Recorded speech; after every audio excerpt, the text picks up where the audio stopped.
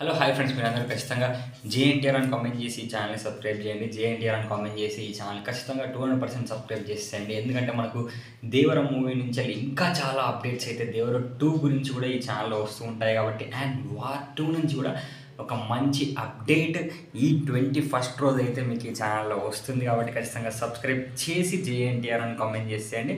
War 2 నుంచి ఆ update విన్న తర్వాత నిజంగా అసలు ఎంత హ్యాపీగా ఫీల్ అవుతారో అంటే అంత హ్యాపీగా ఫీల్ అవుతారు. అండ్ మెయిన్ మ్యాటర్లోకి వెళ్తే అసలు 50th డే అసలు మైండ్ బ్లోయింగ్ తెలుసా. అసలు నాకు తెలిసి ఈ కాలంలో దాదాపుగా అంటే మనకు ఎప్పుడైతే మనకు ఎక్కువ థియేటర్స్లో మూవీస్ పడడము అంటే 1 వీక్ 2 వీక్స్ ఎక్కువ ఆడుతూ ఉన్న 1 వీక్ 2 వీక్స్ వరకే ఆడుతూ ఉన్న మూవీస్ రోజులు మనకు వచ్చాయి చూడండి.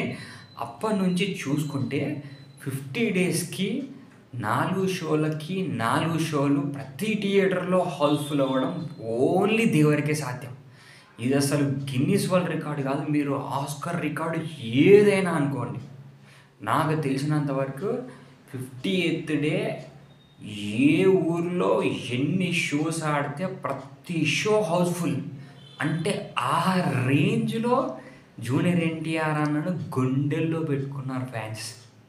అది గుండెల్లో ఎందుకు పెట్టుకున్నారు ఎన్టీఆర్ అన్నని అని అంటే, ఎన్టీఆర్ అన్న అంత మంచివాడు కాబట్టి, అంత మంచి యాక్టింగ్ పర్ఫార్మెన్స్ ఇస్తాడు కాబట్టి. నిజంగా అసలు 50th డే రోజు 4 షోలు ఉన్న దగ్గర 4 షోలు హౌస్ఫుల్, 5 షోలు ఉన్న దగ్గర 5 షోలు హౌస్ఫుల్, కొన్ని ఊళ్ళల్లో అయితే 6 షోలు ఉన్నాయి, 6 షోల దగ్గర హౌస్ఫుల్.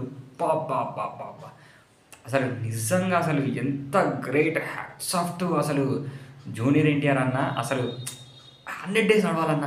100th డే అంటే నా కోరిక ఏంటి అని అంటే, 100th డే ఎన్ని షోలు ఉంటే ఎన్ని థియేటర్లు ఉంటే అన్ని థియేటర్లు అన్ని షోలు 100th డే హౌస్ఫుల్ కావాలన్న. మళ్ళీ 100 డేస్ థియేటర్లో సినిమాలు 100 డేస్ ఆడతాయి అని ఓన్లీ ప్రూవ్ చేయగలిగే వ్యక్తి మన జూనియర్ ఎన్టీఆర్ అన్న. ఈ దేవుడితోటి ఆ కోరిక నెరవేరాలని మనస్ఫూర్తిగా కోరుకుంటున్నా. అండ్ ఖచ్చితంగా జేఎన్టీఆర్ అని కామెంట్ చేసేయండి, ఈ ఛానల్ని సబ్స్క్రైబ్ చేసేయండి. And bye.